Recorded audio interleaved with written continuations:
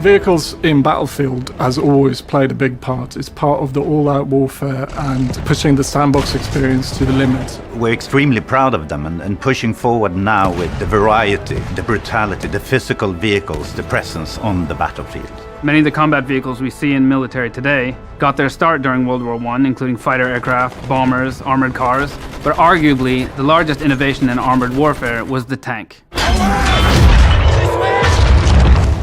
They were invented in this time, this place, to serve a special purpose. We want it to be big, physical, brutal beast that essentially dominates the battlefield, and you should be scared of it. In the epicness of these battles, there's a new time that happened with this era. It was the fact that the sky was filled with planes. Everything from fighter planes to twin-seaters to heavy bombers roaming the skies, which was unseen up to that point.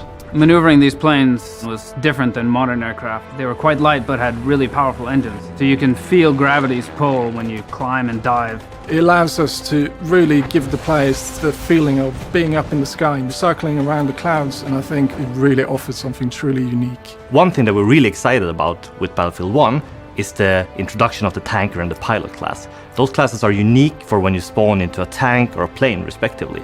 And the idea here is that if you're in a tank, you should be playing a character that is specialized to taking care of his tank, to run his tank, to be as efficient as possible with the vehicle you choose. The vehicle experience in Battlefield 1 offers great variety, big improvements in physics, part destruction that offers tactical improvements for the players. And it all combines into the sandbox experience that you can only get in Battlefield 1.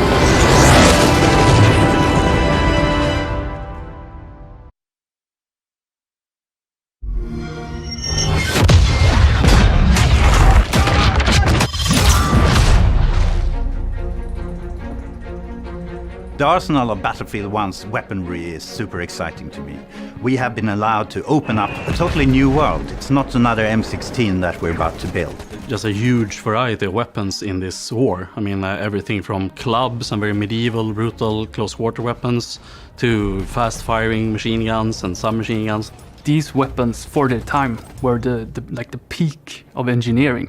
We've done extensive research in order to recreate these weapons, both in how they sound, what they feel like, how you handle them, in order to recreate them to perfection. There's several of us here at DICE that have been dreaming about making these games in this setting for over a decade. So in the background, there's been research going on for a long time, I would say. World War I was the birth of a lot of the things that we take for granted in modern warfare.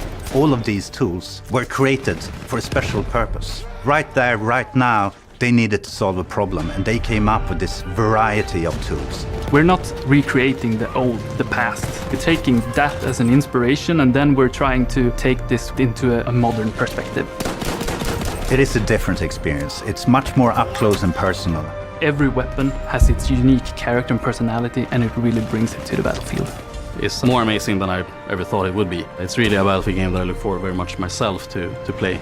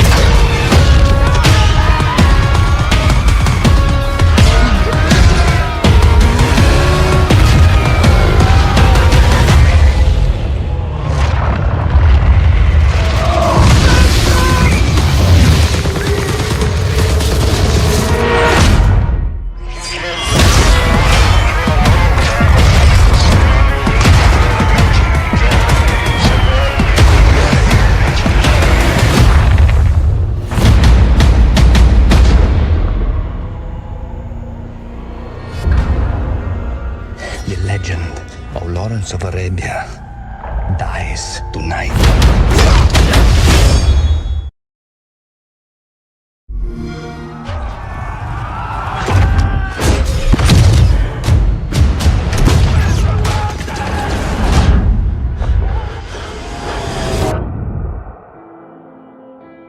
They push, we push. Every once in a while, we push hard enough that the light breaks through the clouds and a world beyond the war glimmers. Behind every gun sight is a human being. We are those people. Promise me that you'll get me back in one piece. Okay, I promise. Come on! You may find you're out there all alone. You know that. You can never stop the progress of machines! If history only remembers 1 in 1,000 of us, then that future will be filled with stories of who we were and what we did. But until that day comes, we will stand. We will look death in the eye, and we will fight.